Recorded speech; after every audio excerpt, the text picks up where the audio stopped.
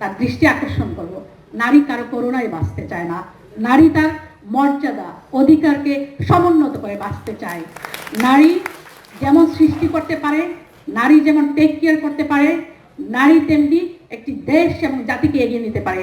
তার একেবারে জ্বলন্ত প্রমাণ হচ্ছেন আমাদের প্রিয় নেত্রী দেশনেত্রী বেগম খালেদা জিয়া, যিনি একটি দেশকে নেতৃত্ব দিয়েছিলেন, একটি জাতিকে নেতৃত্ব দিয়েছিলেন, যিনি গণতন্ত্রকে সুসংহত করবার জন্য তার জীবন বিসর্জন দিয়েছেন।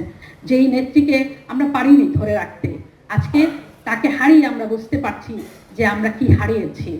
সুতরাং নারীকে তার প্রাপ্য মর্যাদা, তার অধিকারটা যদি বুঝিয়ে দেওয়া হয়, নারী স্বাধীনভাবে সিদ্ধান্ত নিতে জানে। নারী কখনোই, আমি যেটা আমার অবজারভেশন হচ্ছে, নারীরা খুব কম করাপ্ট হয়। নারীদেরকে দিয়ে আপনি কাজটা করিয়ে নিতে পারবেন। সুতরাং নারীকে করুণার চোখে নয়, নারীকে দয়ার চোখে নয়, নারীর অধিকারটাকে বুঝিয়ে দিন, তার প্রাপ্য মর্যাদা তাকে দিন, তাহলে সেই নারী আপনার দেশ এবং জাতিকে এগিয়ে নিয়ে যাবে। আমরা সেই দিনটার অপেক্ষায় থাকব। বর্তমান প্রধানমন্ত্রী জনাব তারেক রহমান তার নির্বাচনী ম্যানিফেস্টোতে ফ্যামিলি কার্ড বলেন, বা আপনার এই যে নারীদের জন্য ঢাকা শহরে আলাদা বাস সার্ভিস চালু করার কথা বলেছেন, বা নারীদেরকে কি বলে ফ্রি ওয়াইফাই দেওয়ার কথা বলেছেন, এগুলো কথা বলেছেন। কিন্তু আমরা সাম্প্রতিক সময়ে দেখেছি, আমি মাননীয় মন্ত্রীর দৃষ্টি আকর্ষণ করব, আমরা দেখেছি যে ইদানিং শিশু ধর্ষণ খুব বেশি বেড়ে গিয়েছে। কন্যা শিশু ধর্ষণ খুব বিপজ্জনকভাবে বেড়ে গিয়েছে। এবং আমরা সাম্প্রতিক সময়ে চট্টগ্রামের একটি ঘটনা আমার খুব মনে দাগ কেটেছে এবং কষ্ট পেয়েছি। মেয়েটাকে ধর্ষণ করেই ক্ষান্ত হয় নাই ওই নরপশুরা, তার শ্বাসনালীটা কেটে দিয়েছিল এবং মেয়েটা জঙ্গলে একা হাঁটছিল। ওই অবস্থায় 3 দিন হাসপাতালে মৃত্যুর সঙ্গে পাঞ্জা লড়ে সেই শিশুটি অবশেষে মৃত্যুবরণ করেছে। এই যে কন্যা শিশু ধর্ষণ হচ্ছে, নারীরা ধর্ষিত হচ্ছে, এগুলো বন্ধ হওয়া উচিত। আমার মনে হয় আমাদের যে সরকার এই মুহূর্তে বাংলাদেশের পরিচালনার দায়িত্ব পেয়েছেন, এই সরকার নিশ্চয়ই এর উদ্যোগ গ্রহণ করবেন। তবু আজকের এই নারী দিবসের এই জায়গা থেকে দাঁড়িয়ে আমি বলতে চাই, এটা খুব দ্রুতই বন্ধ হওয়া উচিত। প্রয়োজনে স্পেশাল ট্রাইব্যুনাল করে, নন বেইলেবল কেস করে, যাতে করে ওই ধর্ষকরা বেইল পাবে না, এবং এটা প্রুভ হওয়ার পরে তাদেরকে ফাঁসিতে ঝোলানো হবে। এরকম করে মনে হয় 20-25টাকে ঝোলাইলে আমার মনে হয় যে আজকে বন্ধ হয়ে যাবে। এই যে কন্যা শিশু এত রেপ হচ্ছে, এগুলো বন্ধ হওয়া উচিত। আমরা এগুলো আর দেখতে চাই না। আমরা দেখতে চাই যেই দেশ পরম মমতায় দেশনেত্রী বেগম খালেদা জিয়া এগিয়ে নিয়েছিলেন, যেই দেশের জন্য তিনি বিদেশে যাননি, এই যে আমরা লক্ষ কোটি সন্তান, আমাদেরকে ফেলে তিনি চলে যাননি। এই দেশ এবং এই মাটি ছিল, তিনি বলেছিলেন যে এই দেশ এবং মাটি আমার ঠিকানা, এর বাইরে আমার কোনো ঠিকানা নেই। সুতরাং এই দেশ এবং মাটি, যাকে ভালোবেসে আমার প্রিয় নেত্রী দেশনেত্রী বেগম খালেদা জিয়া তার প্রাণ বিসর্জন দিয়েছেন, সেই নেত্রীর প্রতি সম্মাননা জানিয়ে সে কালকে মহিলা বিষয়ক মন্ত্রণালয় তাকে একটি পুরস্কার দিয়েছেন। সেই জন্য আমি মাননীয় মন্ত্রীকে ধন্যবাদ জানাচ্ছি। অদম্য নারী গণতন্ত্র প্রতিষ্ঠায় এইরকম একটি পুরস্কার তারা দিয়েছেন। সেই জন্য আমি মাননীয় মন্ত্রী জাহিদ হোসেন স্যারকে আমি ধন্যবাদ জানাচ্ছি। এবং আগামী দিনে বাংলাদেশের নারীরা তাদের প্রাপ্য মর্যাদা অধিকার বুঝে পাবে, করুণায় নয়, দয়ায় নয়। নারী নিরাপত্তা তখনই হবে যখন এই যে এই আইনগুলো করে যখন আপনি তাদেরকে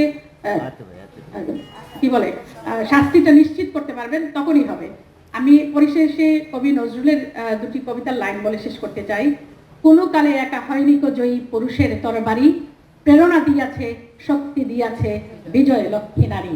কাজেই পুরুষের তরবারি একা একা কিছু স্বাধীন করতে পারবে না, সেখানে অবশ্যই নারীর ভূমিকা লাগবে। যেমনটি 52 সালে ভাষা আন্দোলনে আমাদের নারীরা রেখেছেন, 71 সালে মুক্তিযুদ্ধে রেখেছেন, সর্বশেষ জুলাইয়ের গণঅভ্যুত্থানে রেখেছেন, নারীরা নেমে এসেছিলেন রাস্তায়। সুতরাং নারীকে বাদ দিয়ে কোনো উন্নয়ন সম্ভব নয়, এগিয়ে যাওয়া সম্ভব নয়। নারীকে মূল্যায়ন করে সেটা সম্ভব। সবাইকে ধন্যবাদ। সবাই ভালো থাকবেন, সুস্থ থাকবেন। আগামী এই সুন্দর একটি মত বিনিময় এবং আলোচনা অনুষ্ঠানে উপস্থিত হতে পেরে আমি নিজেকে ভাগ্যবান মনে করছি। আমি এই সংগঠনকে ধন্যবাদ জানাচ্ছি, আমাকে আজকে বিশেষ অতিথি সম্মান দিয়ে আপনারা এখানে নিয়ে এসেছেন। আমি খুব মনোযোগ দিয়ে সবার কথা শুনছিলাম, বিশেষ করে যারা নারী সদস্যরা আপনারা বললেন। তো আমার একটা অবজারভেশন হচ্ছে যে বিগত ফ্যাসিবাদের আমলে তো কারোরই অধিকার ছিল না, নারী পুরুষ কেউই বাদ যায় নাই।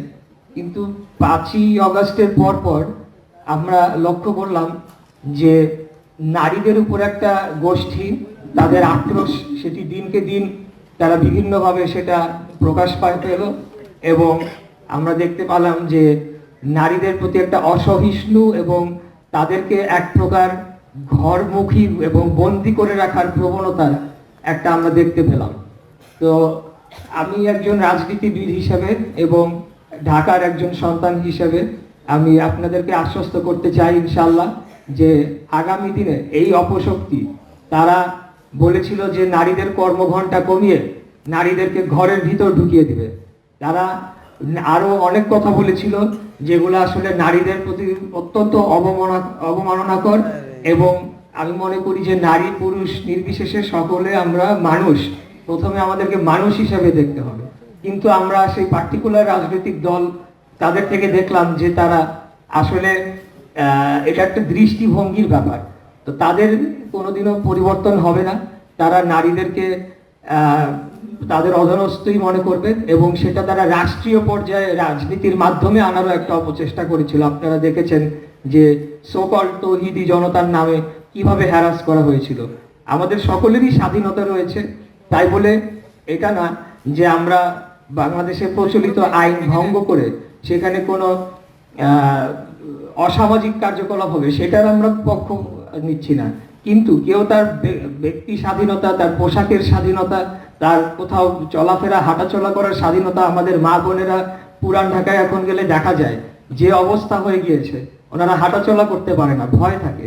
আমরা সেই পরিস্থিতি থেকে আগামী দিনে আমাদের এই শহরকে, আমাদের এই দেশকে মুক্ত করব ইনশাল্লাহ। সেই পরিস্থিতি থেকে উত্তরণ ঘটিয়ে আজকে একটা দিন ধরে আমাদেরকে যাতে আর নারী দিবস পালন না করতে হয়, প্রতিদিনই যাতে আমাদের মানবের দিবস হয়, নারী পুরুষ সকলেই যাতে আমরা আমাদের অধিকার, একে অপরের অধিকারের জন্য আমরা কথা বলি, সোচ্চার থাকি এবং সেটিকে রক্ষা করার জন্য সচেষ্ট থাকি, এই আশাবাদ ব্যক্ত করে আমাদের আজকের এই আয়োজনে আরো উপস্থিত আছেন আমাদের সংগীতাঙ্গনের উজ্জ্বল কিছু মুখ, আমাদের স্বৈরাচার বিরোধী আন্দোলন সংগ্রামের দীর্ঘ সময়ের সাথী সাহসী যোদ্ধা পরাণ আহসান আছেন, সঙ্গীত শিল্পী MI মিঠু আছেন, সোহেল মেহেদি, সবাইকে সুস্বাগত আমাদের এই অনুষ্ঠানে। এ পর্যায়ে আমি প্রধান অতিথির অনুমতি ক্রমে আজকের অনুষ্ঠানের সভাপতিকে তার বক্তব্য রাখার জন্য একটু অনুরোধ করছি।